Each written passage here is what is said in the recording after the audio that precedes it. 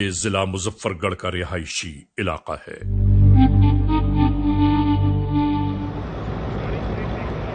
دن کی روشنی ڈھلتے ڈھلتے سیاہ رات کی چادر میں گم ہو گئی۔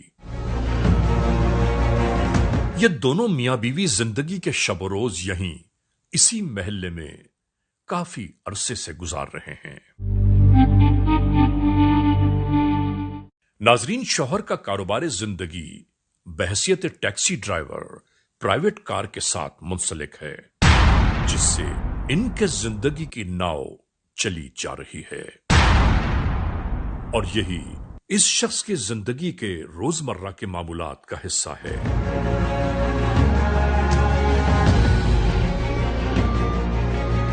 میاں بیوی اپنے ذاتی کاموں کے لیے بھی اسی گاڑی کو زیر استعمال رکھتے ہیں۔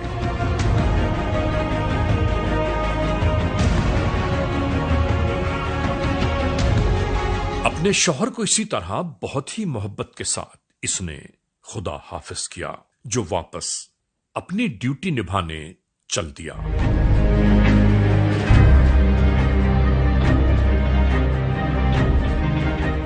کچھ وقت گزرنے کے ساتھ ساتھ شوہر کے چلے جانے کے بعد یہاں موجود اس عورت کی کتاب زندگی کا ایک نیا ورق کھلنے لگا۔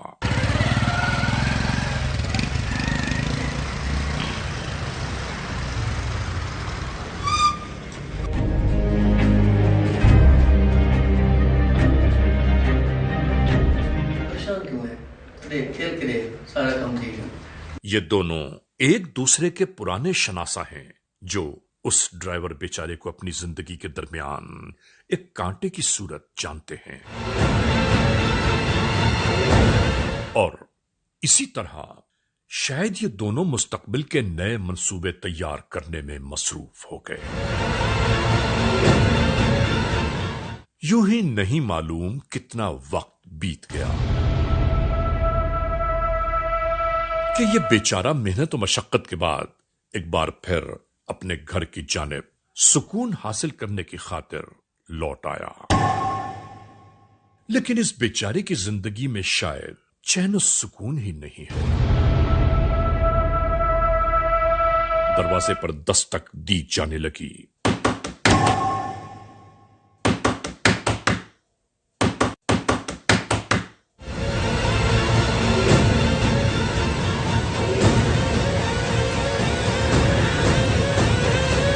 اور اس کے بعد گھر کے اندر کی پریشانیاں بڑھنے لگیں، اور آخر کار گھر کے اندر موجود شخص اسی گھر میں کہیں پوشیدہ ہو گیا۔ یہاں سب اسی انداز سے گزر رہا تھا، مگر شاید آج کا منصوبہ سازگار نہ ہوا، اور وقت بیتتا چلا گیا۔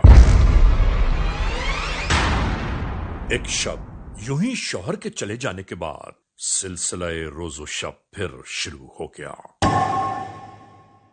آج شاید بہت ہی کسی اہم ترین مسئلے پر گفتگو جاری تھی کہ جب تک ہم دونوں کے درمیان تمہارے شوہر جیسا کانٹا موجود ہے، ہم سکون حاصل نہیں کر سکتے۔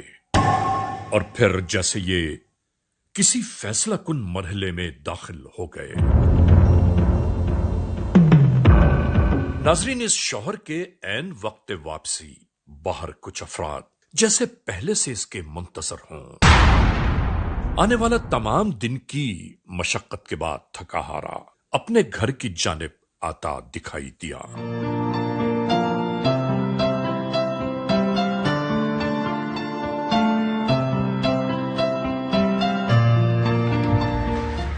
ارے جہاں کیوں کھڑی ہو؟ نہیں ہو، میں آپ کا ویٹ کر رہی ہوں۔ آ جاؤ۔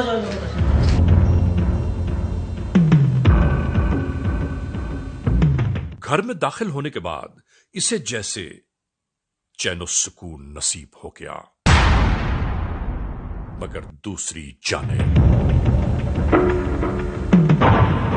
بے چینی اور بے قراری جاری تھی۔ ناظرین، وقت کے گزرتے گزرتے اچانک ہی اس کا موبائل فون بجنے لگا۔ ہلو؟ فون کرنے والے نے دوسری جانب سے کہا، مجھے ابھی فوری طور پر ٹیکسی کی ضرورت ہے. پیسوں کی پرواہ ہرگز نہ کرو، میں وہ دوں گا جو تم چاہو گے. ہمیں فوری طور پر ابھی جانا ہے. اور وہ پھر پتہ بتانے لگا. آخر کار ٹیلی فون پر گفتگو کرتے ہوئے یہ راضی ہو گیا اور اس کے بعد کل اسی طرح یہ بیچارہ دوبارہ روانگی کی تیاری کرنے لگا.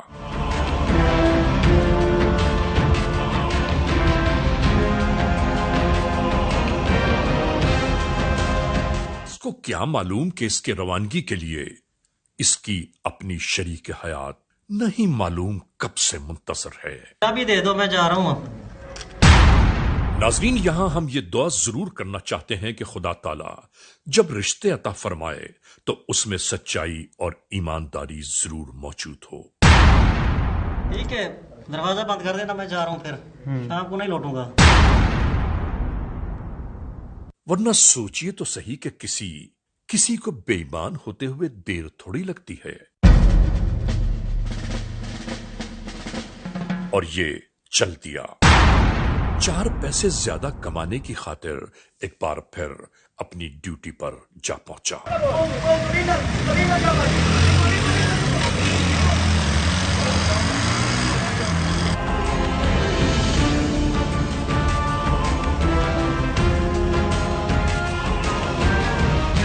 اس موڑ سے افراد اس کے ہمراہ اور ہو لیے اور یہ اب اس منزل کی جانب گامزن تھے کہ جس کے بارے میں شاید انہیں خود بھی نہیں معلوم.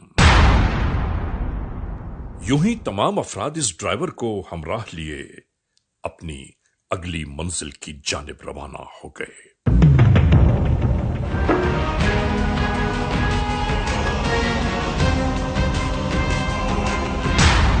اور اسی زندگی کی اس راہ گزر پر یہ تماشا اچانک ہی شروع ہو گیا.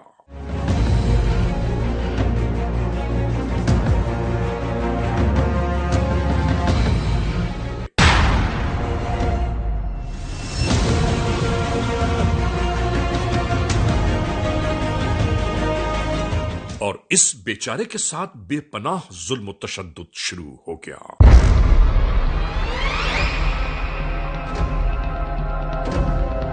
ان دہشت گردوں کے ہر انداز میں نفرتوں کا عنصر واضح تھا.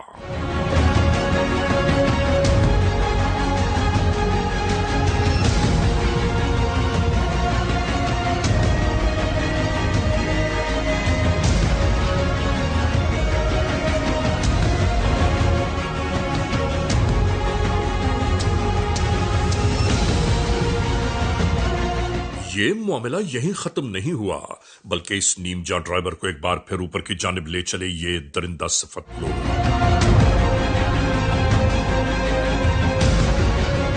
ناظرین، لوگ یہ سمجھتے ہیں کہ شاید یہ واقعہ کسی کی نگاہوں سے گزرا ہی نہیں. کوئی یہ کیوں نہیں سوچتا کہ زمین پر ہونے والا ہر تماشا خدا دیکھ رہا ہے،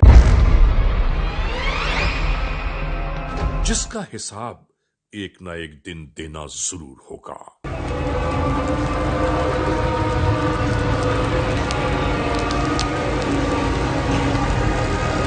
اور اس کے بعد یوں ہی شاید مکمل اس واقعے کو کہیں بیان کیا جانے لگا اور اس کے بعد ہر ایک اس منظر سے یوں ہی غائب ہونے لگا.